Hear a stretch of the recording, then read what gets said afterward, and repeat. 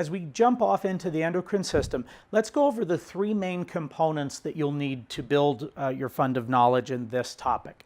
The first one is the term gland. A gland is the organ or portion of the anatomy that is responsible for secreting a hormone or producing a hormone.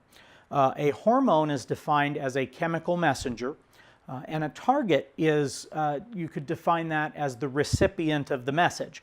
So it could be oversimplified to simply be thought of as mailing a letter.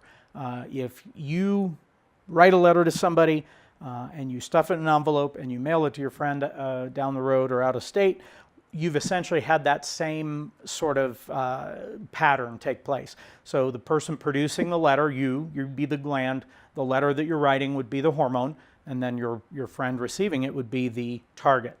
Now, in the endocrine system, there are some relationships between organs and targets that are just that simple.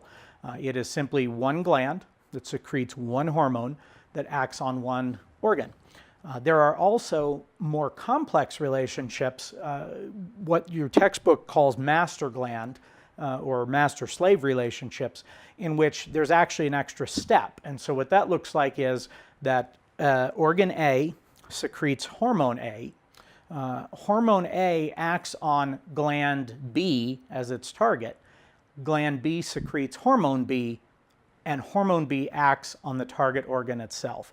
So in a master-slave pathway, what actually happens is instead of hormone A, or the first hormone, acting on the target organ itself, it actually influences another gland to then produce a second hormone to then trigger some other action in the body.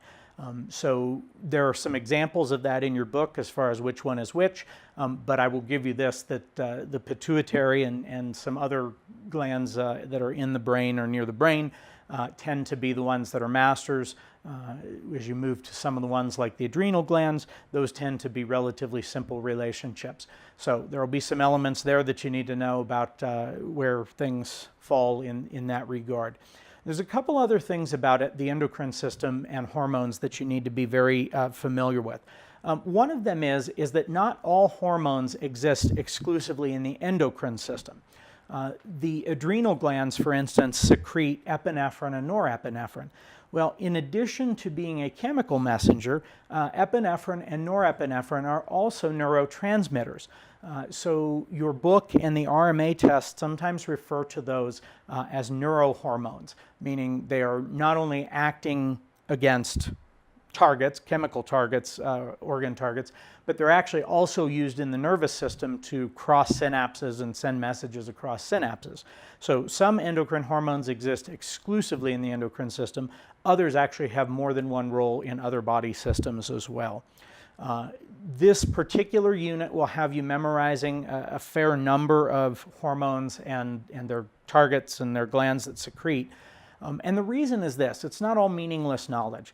The reason is that some of America's worst healthcare problems right now in terms of long-term chronic care are because of endocrine disorders.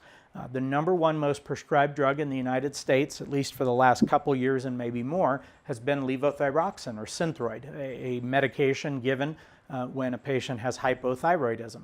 I'm sure everyone in this class is already familiar with diabetes and how bad diabetes can be, particularly type 2 diabetes. That's an endocrine condition as well.